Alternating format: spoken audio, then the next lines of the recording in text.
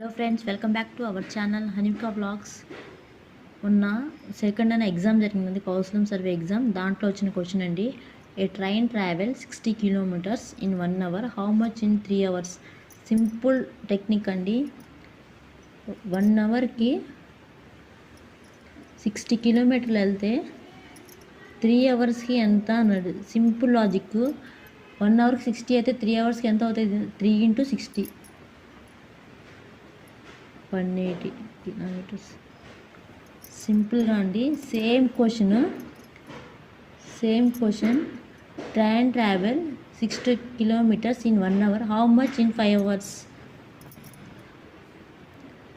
1 అవర్కి 60 కిలోమీటర్స్ అయితే 5 అవర్స్కి ఎంత కిలోమీటర్ అవుతుంది?